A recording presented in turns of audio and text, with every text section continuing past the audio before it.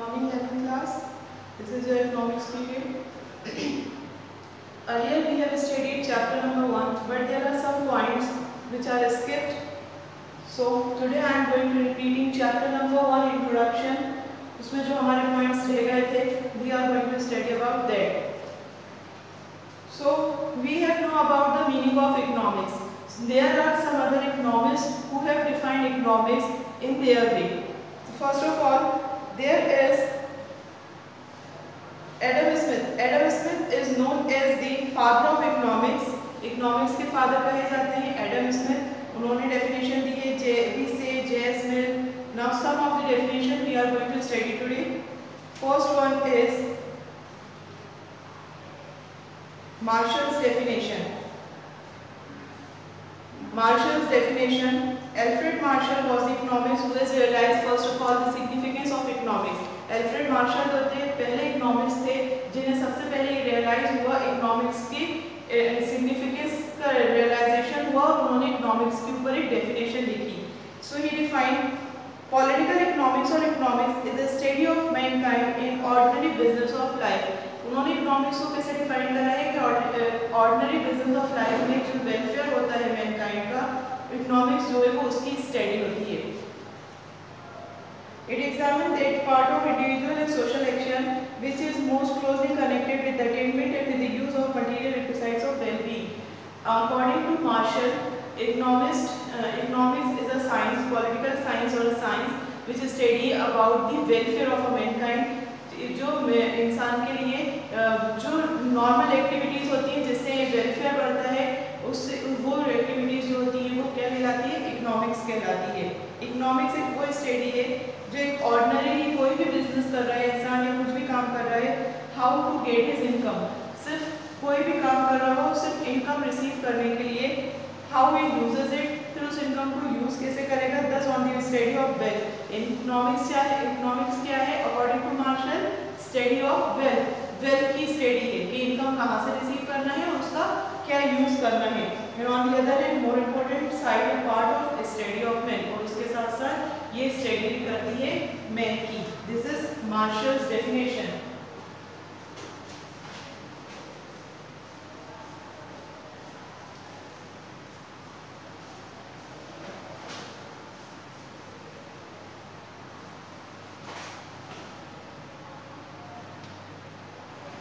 Now, characteristics of Marshall's definition.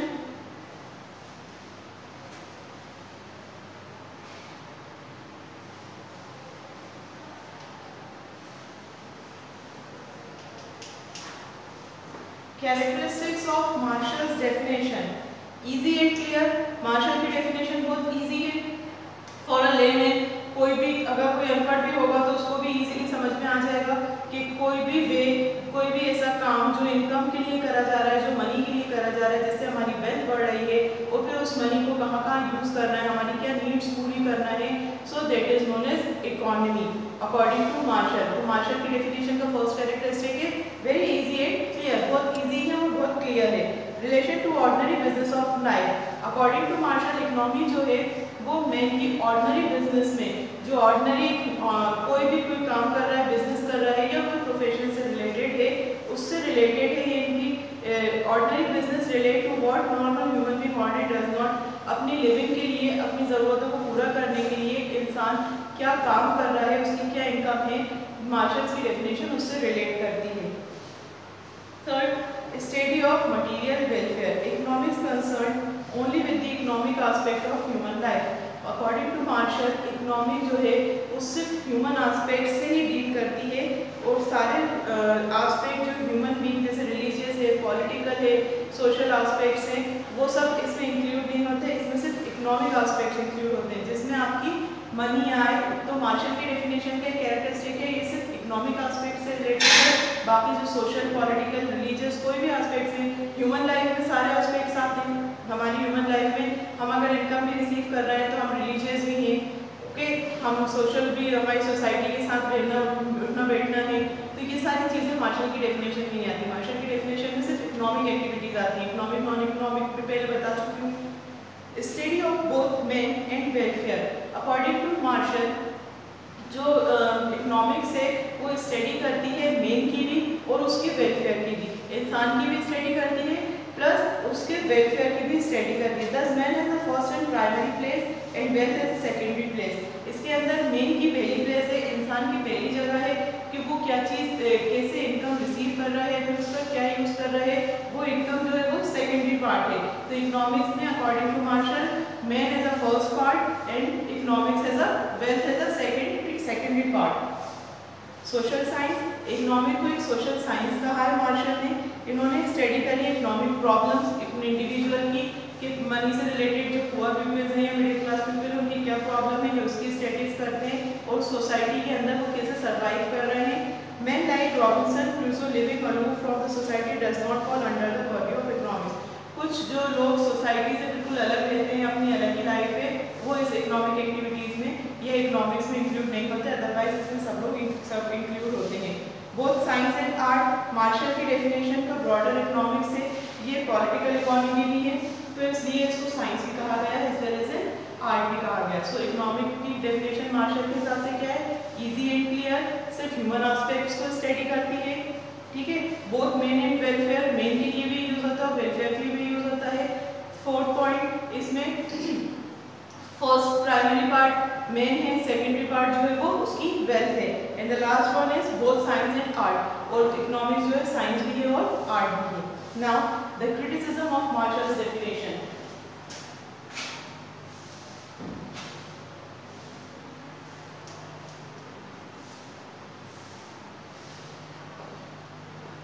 Criticism of Marshall's definition means उसके कुछ criticise करे गए हैं, दूसरे इकोनॉमिस्टों से क्रिटिसाइज कर रहे हैं, कुछ उसमें कमियां भी हैं, जो कैरेक्टरिस्टिक्स हैं अकॉर्डिंग टू दैट उसमें उसकी कुछ खामियां भी हैं मार्शल की डेफिनेशन की। So the first criticism is narrow outlook. Narrow outlook मतलब नैरो मतलब बहुत छोटा, तो आउटलुक जो इसमें है ये बहुत छोटा आउटलुक है। इकोनॉमिक्स को उन्होंने बहुत छोटे वे में डिफाइन कर दिया, सिर्फ एक मैन और उसकी इनकम, इसमें सिर्फ इकोनॉमिक एक्टिविटीज इंक्लूड हुई हैं, नॉन इकोनॉमिक एक्टिविटीज मार्शल ने इंक्लूड नहीं करी है। तो ये बहुत नैरो सेंस में इकोनॉमिक्स को उन्होंने डिफाइन करा है। But modern economics feel that economics studies non economic activities and activities of all persons. But modern economics जो हैं, जो आज के इकोनॉमिस्ट हैं, उनके हिसाब से इकोनॉमिक्स में economic plus non economic activities भी इंक्लूड होती हैं, जिससे मनी तो रिसीव नहीं हो रही है जो किसी के उसके लिए करा जा रहा है, लेकिन नॉन इकोनॉमिक एक्टिविटीज़ भी इकोनॉमिक्स में इंक्लूड होती हैं। Economic has now reached the stage when it where not the limit placed by the measure rod of money. अब इकोनॉमिक जो है एक मॉडर्न वे में यूज करी जाने लगी है, जो एक मेजरिंग रॉड मनी की ही नहीं रही, जिसमें सारी नॉन इकोनॉमिक एक्टिविटीज भी इंक्लूड होती है। Second, classification of human activities into economic and non economic ordinary and impracticable. Welfare economics include only part of social welfare and economics which is capable of monetary income. क्या है classification जो है वो human activities की और economic और non economic activities की, वो इल्यूजनरी है, उसे सोची जा सकती है और इम्प्रैक्टिकल है। अभी प्रैक्टिकल लाइफ में इकोनॉमिक के साथ साथ नॉन इकोनॉमिक एक्टिविटीज़ को भी इंक्लूड करा जाता है।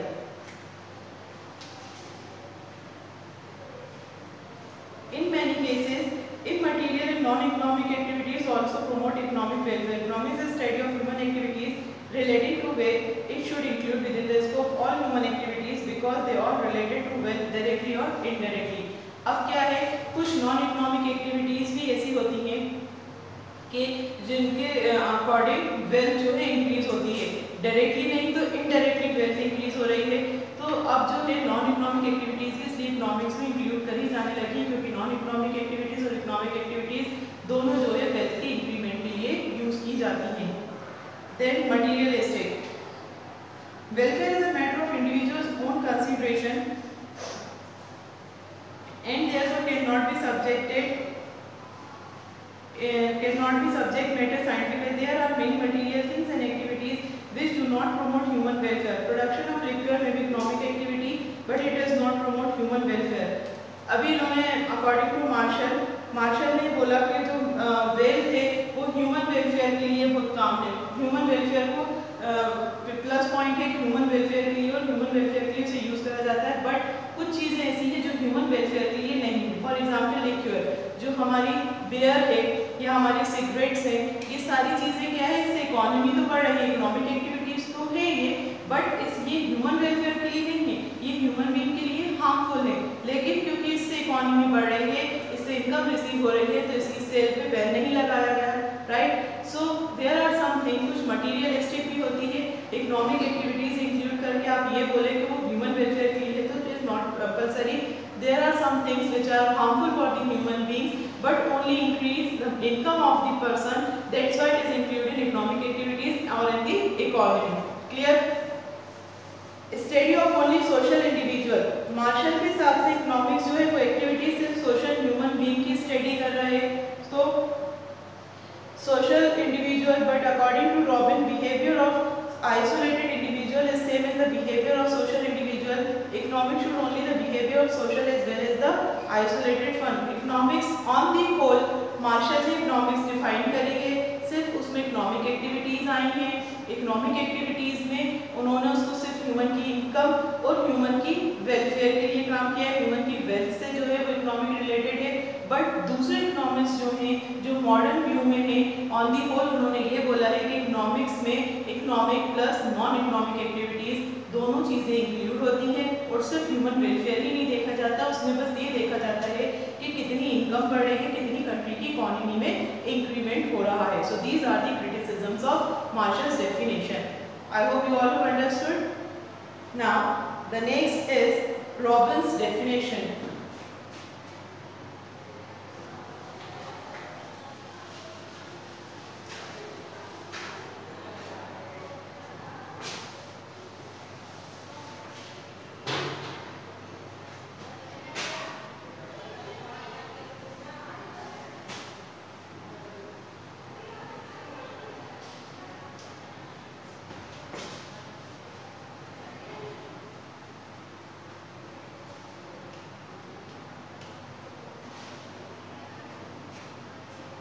Now, Robin's definition, according to Robin, economic is a science which studies human behavior as a relationship between ends and scarce means which have alternative uses. अब Robins ने क्या बताया है कि इकोनॉमिक्स एक वो साइंस है जो स्टडी करती है एंड्स को। एंड्स मीन्स कि हमारे क्या ऑब्जेक्टिव्स हैं, हमारे क्या एम्स हैं, और उनको अचीव करने के लिए हम क्या काम कर रहे हैं। सबसे पहला ऑब्जेक्टिव होता है मनी। अब जब किसी भी पर्सन के पास मनी होगी तो उस मनी से अपनी दूसरी ज़रूरतों को इजीली पूरा कर सकता है, राइट। सो उन सबसे पहला ज़रूरत है मनी। अब उस मनी को अचीव करने के लिए एक पर्टिकुलर पर्सन क्या काम कर रहा है, कोई सा प्रोफेशन में है या किस बिजनेस में है, so that is known as economics according to Robbins. So पहले ये देखा जाता है बिटवीन दी एंड्स। एंड्स क्या है, एम्स क्या है, कहाँ तक पहुँचना है, दैट इज अ एम। और फिर उस एंड तक पहुँचने के लिए स्कार्स रिसोर्सेज क्या है। स्कार्स मीन्स जरिए किन किन चीज़ों की कमी है। सपोज हमें भी बहुत बड़ा बंगला लेना है, बट हमारे पास मनी इतनी नहीं है, और ना हमारा कोई बिजनेस ऐसा है कि हम बहुत ज़्यादा पैसे अर्न कर लेंगे, तो हमारा एंड कुछ है, बट उस एंड तक पहुँचने के लिए हमारे मीन्स जो हमारे पास जरिए हैं वो कितने लिमिटेड हैं, that is known as economics. उनके बीच की रिलेशनशिप को स्टडी करना according to Robin is a economics. Fundamental preposition basis on Robbins definition. Robin की डेफिनेशन किस पे बेस करती है, कुछ ऐसे फंडामेंटल प्रीपोजिशन है। फर्स्ट है अनलिमिटेड वांट। सबसे पहला है human wants are unlimited. As we all know, हर ह्यूमन बीइंग का एक नेचर होता है कि एक चीज़ की ज़रूरत पूरी हो जाती है तो दूसरी चीज़ की ज़रूरत खड़ी हो जाती है। So human wants are unlimited. Human want जो है वो अनलिमिटेड है। अगर हमारे कोई एक वांट जो है, एक चीज़ की डिमांड खत्म होती है, दूसरी चीज़ की डिमांड इमर्ज होने लगती है, राइट। अब हमें अभी कहीं घूमने जाना है, अब घूमने पहुंच गए, वहाँ पर अभी खाना भी है, खा लिया, डिनर भी बाहर करना है, वो करके आ गए, अब कल कहीं यहाँ चलेंगे, राइट। अब हम कुछ चाहिए, एक चीज़ चाहिए, एक चीज़ परचेज करिए, हमारे पास आ गई, हमें सडनली दूसरी चीज़ की ज़रूरत खड़ी हो जाती है। तो human want are unlimited and the wants to complete the want are limited. जो भी उसके जरिए हैं, जो रिसोर्सेज हैं, वो बहुत लिमिटेड हैं। तो रॉबिन की डेफिनेशन किस पे डिपेंड कर रही है। पहली बात है unlimited want. Robins definition depend on unlimited want. Ends क्या है, इंसान की डिमांड का कभी कोई एंड नहीं होता। होता, बट उसको पहुंचने तक रिसोर्सेज जो होते हैं, वो जो मीन्स होते हैं, जरिए होते हैं, वो बहुत लिमिटेड होते हैं। तो उन लिमिटेड मीन्स के थ्रू अपने एंड तक कैसे पहुंचा जाए, that is Robbins definition. Second is limited means, वही अभी आ गया, लिमिटेड मीन्स हमने बताया। तो लिमिटेड मीन्स से क्या होता है, एक चीज़ की डिमांड पूरी होती है, फिर दूसरी डिमांड आ जाती है, फिर उस डिमांड तक पहुँचने के लिए क्या सोर्सेज हैं, उन सोर्सेज को कैसे पूरा करा जाए। So all these are about economics. Alternative uses of resources, कभी कभी क्या होता है कि कभी कभी डिमांड बहुत ज़्यादा होती है और रिसोर्सेज बहुत कम होते हैं, तो अब अपने ऑल्टरनेट हमें सिलेक्ट करना पड़ता है कि हम अभी अपनी कौन सी डिमांड पूरी करें। For example we have 100 rupees, right. अब हमें 100 रुपीज़ है, हमें पास्ता भी खाना है, हमें पिज़्ज़ा भी खाना है, मूवी भी देखने जाना है और गाड़ी में पेट्रोल भी डलवाना है। अब हम ये देखेंगे कि चारों डिमांड में से हमारी सबसे बड़ी डिमांड क्या है, सबसे ज़रूरी डिमांड इस वक्त क्या है, और हमारे पास 100 रुपीज़ है, तो रिसोर्सेज हमारे पास क्या हो गए, लिमिटेड हो गए, और हमारी जो वांट है वो बहुत ज़्यादा बढ़ती जा रही है। तो अल्टरनेटिव यूज ऑफ रिसोर्सेज, जो हमारे पास रिसोर्स है उसको हम ऑल्टरनेटिव वे में यूज़ करेंगे कि हमें अभी किस चीज़ की डिमांड है और क्या चीज़ की डिमांड हमें पहले पूरी करनी है। That is alternative use of resources, resources का ऑल्टरनेटिव यूज। तो जो ज़्यादा इसमें ये होता है कि जो सबसे ज़्यादा ज़रूरी है, पहले गाड़ी में पेट्रोल डलवाना है, राइट। अगर गाड़ी में पेट्रोल नहीं होगा तो ना पिज़्ज़ा खा पाएंगे ना मूवी देख पाएंगे। सो पहले जो ज़्यादा हमारे लिए प्रेफरेंस है, पहले वो डिमांड पूरी करेंगे, फिर आगे की चीज़ों के बारे में सोचा जाएगा कि रिसोर्स कैसे कलेक्ट करा जाए और वो वाली डिमांड को कैसे पूरा करा जाए। Wants very in intensity, wants जो है हर इंटेंसिटी के हिसाब से सबकी वांट्स जो है वो अलग अलग होती हैं। कुछ वांट्स जो होती है वो फुलफिल हो जाती है, कुछ वांट्स जो होती है इक्वल इंटेंसिटी नहीं होती, क्योंकि जो है कम इम्पोर्टेंस की होती है। प्रॉब्लम ऑफ चॉइस जो अभी हमने बताया, ऑल्टरनेटिव यूज, तो कभी कभी क्या होता है, ज़रूरी तो हर चीज़ होती है बट कभी कभी हमें उसमें चॉइस करना पड़ता है, तो इंटेंसिटी वेरिएशन प्रायोरिटी उस चीज़ को दी जाती है जिसकी हायर, ज़्यादा ज़रूरत हो, ज़्यादा इंटेंसिटी हो। So this is a Robbins definition of economics. तो इकोनॉमिक्स में क्या होता है, according to Robin, the ends, relationship between the ends and the scarcity of means, जो एंड है उस तक कैसे पहुंचना है और जो रिसोर्सेज है लिमिटेड है, उसके बाद अपने एंड को, अपनी ज़रूरत को कैसे पूरा करना है। All that is known as economics according to Robin. Now the characteristics of Robin's definition.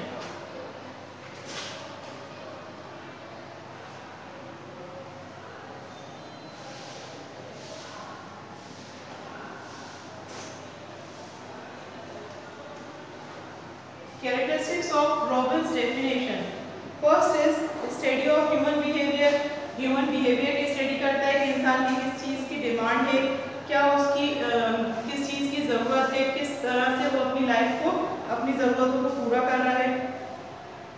तो इकोनॉमिक्स जो है वो पूरी स्टडी करता है ह्यूमन के बिहेवियर का। Positive science is a science it studied how the human being adjust their multiple want to scarce means. Economics जो है वो एक पॉजिटिव साइंस है, वो ये देखता है कि जो ज़रूरी लिमिटेड रिसोर्सेज होने के बाद भी एक पर्टिकुलर पर्सन अपनी वांट्स को कैसे पूरा कर रहा है। Economics is therefore not related to human welfare is such. इसमें इकोनॉमिक्स जो है वो ह्यूमन वेलफेयर से रिलेटेड नहीं है। Wider scope, Robbins study the aspects of human behaviour as a whole, whether it is social और isolated. Scope has become wider. Robbins की definition में ह्यूमन वांट्स को पूरी तरह से स्टडी करा गया है, तो इसका स्कोप जो है वो बहुत वाइडर सेंस में है। Universally accepted, Robbins, our economics hold good under barter as well as under money exchange, under individual as well as social human conduct, under capital as well as under socialistic society. Robbins की जो definition है वो barter system में भी, जिसमें commodity के बदले commodity exchange होती है, सर्विसेज के बदले सर्विसेज एक्सचेंज होती है, जिसमें मनी का कोई काम नहीं होता। तो रॉबिन की डेफिनेशन बार्टर सिस्टम में भी यूजफुल है और जो हमारा modern money system, money exchange है, उसमें भी यूजफुल है। तो रॉबिन की डेफिनेशन जो है वो यूनिवर्सली एप्लीकेबल है हर जगह। Alternative use of resources, limited resources होने के बाद भी ह्यूमन बीइंग्स जो है वो अपनी डिमांड को पूरा कर रहे हैं, अपनी ज़रूरतों को पूरा कर रहे हैं according to the priority economy में। But resources are having very specific uses, resources जो है यूजेस जो है वो स्पेसिफिक को दिया जा रहा है। तो रॉबिन की डेफिनेशन का एक कैरेक्टरिस्टिक ये भी है कि ऑल्टरनेटिव यूज हो रहा है रिसोर्सेज का। Unlimited want, human want unlimited है, अभी इससे पहले पढ़ा, तो पर्टिकुलर वांट को पूरा करने के लिए लिमिटेड रिसोर्सेज जो हैं उनको यूज़ करते हैं, और उन लिमिटेड रिसोर्सेज को पहले प्रायोरिटी दी जाती है, जिसकी इंटेंसिटी ज़्यादा हो, जिसकी ज़रूरत ज़्यादा हो, उस वांट को ज़्यादा डिमांड दी जाती है, एंड आफ्टर दैट उसके बाद जो दूसरी डिमांड है वो पूरी करी जाती है। So these are the characteristics of Robbins definition. Now the criticism. Characteristics of criticism हम हर डेफिनेशन में मिलेंगे।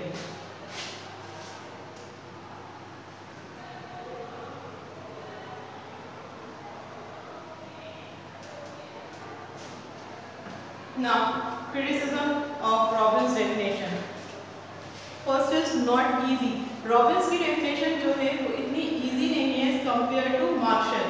Marshall की definition बहुत easy थी, कि उसमें आप सिर्फ इनकम रिलेटेड के इनकम के लिए क्या करा जा रहा है, देन उस इनकम का यूज क्या हो रहा है। बट रॉबिन की डेफिनेशन में ह्यूमन की हर वांट की स्टडी होती है, पर्टिकुलर इंसान की हर वांट की स्टडी होती है, फिर उस स्टडी वांट को कंप्लीट कैसे करा जा रहा है। सो रॉबिन डेफिनेशन जो है वो इतनी ईजी नहीं है।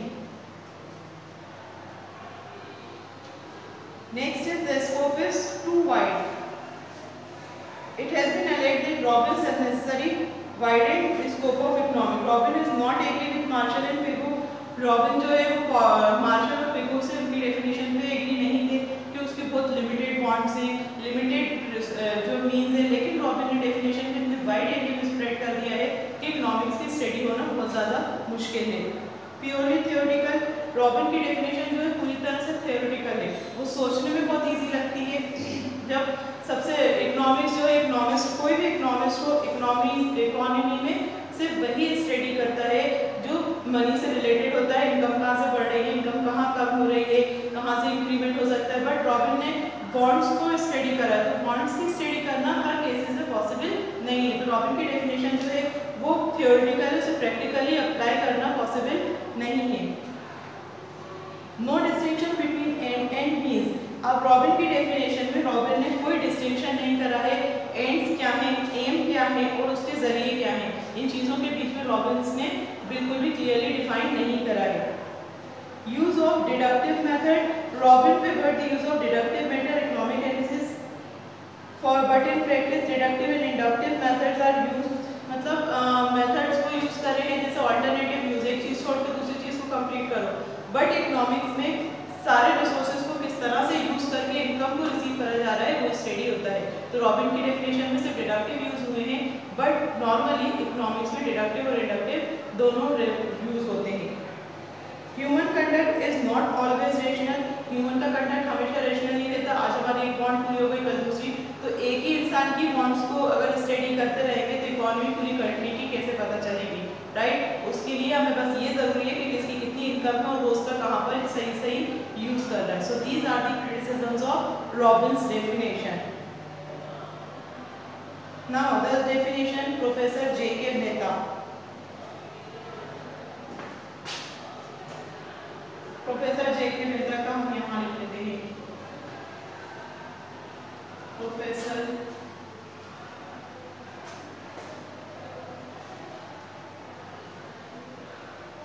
जे.के. मेहता। अब इन्होंने इकोनॉमिक्स को क्या कहा है। Professor J K. मेहता एक पॉपुलर इंडियन इकोनॉमिस्ट थे। इन्होंने एक नई थिंकिंग, नई डेफिनेशन दी है इकोनॉमिक्स को, जो मेन आइडियोलॉजी इंडियन कल्चर पे डिपेंड है। Simple living and high thinking, simply इंसान जी रहा है बट थिंकिंग जो है वो हाई फाई है। सपोर्ट गांधी जी थॉट, गांधी जी की थॉट को सपोर्ट करा है।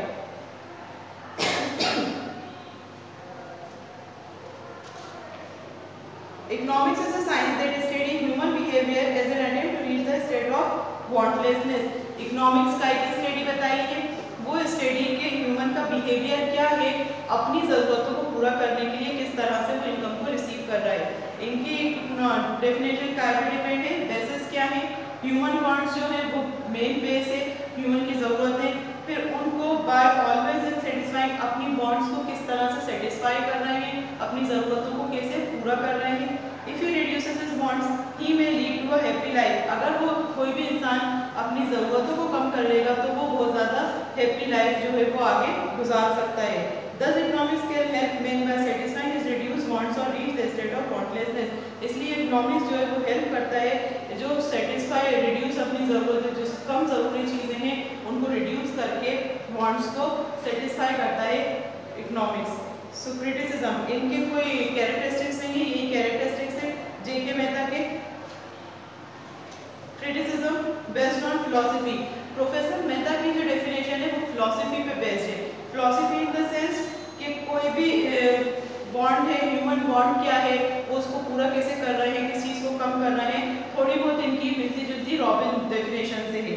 Then the object of maximum satisfaction is not possible by minimisation of bond, जो मैक्सिमम सेटिस्फैक्शन इन्होंने बताया है, प्रोफेसर रॉबिन ने जो बताया था वो ज़्यादा बेटर था कि एक ज़रूरत को पूरा कर लिया, अब दूसरी ज़रूरत तक कैसे कंप्लीट करा जाए, बट इन्होंने क्या बोला, ज़रूरतों को ख़त्म ही कर दिया जाए, लिमिटेड बॉन्ड्स होना चाहिए और लिमिटेड बॉन्ड्स को पूरा करना चाहिए, that is not practicable. Imagination of ideal में क्लासिकल इकोनॉमिक्स जो है उन्होंने एक आइडियल में इमेजिन कराया कि वो उतनी ही डिमांड रखता है जितनी वो पूरी कर सके, but this is not possible, हर इंसान की डिमांड उतनी नहीं होती जितनी वो पूरा कर सके, ह्यूमन वांट हमेशा अनलिमिटेड ही रहती हैं। Assumptions of normative science, JK. Mehta ने ये बताया है कि जो एथिक्स से ज़्यादा है nation wrong, economics is not perfectly normative science, economic जो है पॉजिटिव साइंस है, जो हर तरह से बॉन्ड्स को पूरा करा ही जा सकता है, इकोनॉमिक जो है नॉर्मेटिव साइंस नहीं है। इनडिस्क्रिमिनेट व्यू, प्रोफेसर मेहता ने बोला है मेंटल इक्विलिब्रियम में पर्सन को ऑलवेज इन्फ्लुएंस एक्सटर्नल, को हमेशा जो है एक्सटर्नल फोर्सेस से इन्फ्लुएंस रहता है इंसान, वो एक्सटर्नल फोर्सेस जो है वो हमारी, जैसे नया पेशेंट नया ट्रेंड आया तो हर इंसान चाहेगा कि हम भी वही चीज़ यूज़ करें और उसी को फॉलो करें, so this is not true in all the way. Clear, all three definitions are clear, Marshall's definition, Robbins definition and professor J K. Mehta definition. Marshall ने बहुत ईजी वे में दी थी, रॉबिन ने जो है बॉन्ड्स और अनलिमिटेड बॉन्ड्स को डिफाइन करा है, और प्रोफेसर जे.के. मेहता की भी मिलती जुलती है थोड़ी सी, but there big difference. On the whole economics is a science, economic वो साइंस है जो स्टडी करती है एक इंडिविजुअल की या एज अ कंट्री की इनकम कितनी है और उस इनकम का क्या यूज हो रहा है, अगर इनकम कम है तो कहाँ से आएगी और किस तरह से जरूरतों को पूरा करा जाएगा, all that is about economics. Now the difference between Marshall's definition and Robbins' definition. Easiness. Marshall की definition is very easy, we all know that, but Robbins' definition is a little bit tough. According to Marshall, only economic activities are included in the definition, but according to Robbins, economic as well as non-economic activities and all the alternative activities are included in economics. Definition, classification, distinguish material and non material. Marshall की definition जो है वो material और non material को define कर रही है, अलग अलग डिस्टिंग्विश कर रही है, बट रॉबिन्स की डेफिनेशन जो है वो डिस्टिंग्विश नहीं कर रही। Marshall is of the view that economic एक सोशल साइंस है जिसमें एक्शन और पर्सन के एक्शंस को स्टडी करा जाता है, बट रॉबिन ने ये बिलीव करा है इकोनॉमिक्स में ह्यूमन साइंस है which is study of conduct of all human being, वो सिर्फ कंडक्ट देखती है सारे ह्यूमन बीइंग्स का। Object Marshall, human welfare is unlimited, human welfare unlimited end है, और ये इकोनॉमिक्स से साइंस है, but according to Robin neutral है, एंड कभी भी नहीं आना है, एक चीज़ खत्म होगी तो दूसरी चीज़ इमर्ज हो जाएगी, तो अकॉर्डिंग टू मार्शल एंड तक पहुंचने की डेफिनेशन इकोनॉमिक्स है, बट अकॉर्डिंग टू रॉबिन वो एंड जो है वो न्यूट्रल है, वो कभी भी नहीं आएगा, ह्यूमन बॉन्ड्स अनलिमिटेड है, एक जरूरत पूरी होगी तो दूसरी होगी, इस यहाँ पर इस हिसाब से Robin is right. Promises Marshall given more importance to men is a wealth, men को वेल्थ को ज़्यादा इंपॉर्टेंस दिया है, बट रॉबिन ने जो है वो ज़्यादा इंपॉर्टेंस मेन को ही दिया है। Marshall's definition is good from practical point of view, Marshall definition जो है वो प्रैक्टिकली अप्लाई करी जाती है, बट रॉबिन की डेफिनेशन जो है वो theoretically अप्लाई करी जाती है। I hope I clear myself and you all have understood all three definitions of economics, right? Okay, for today, thank you.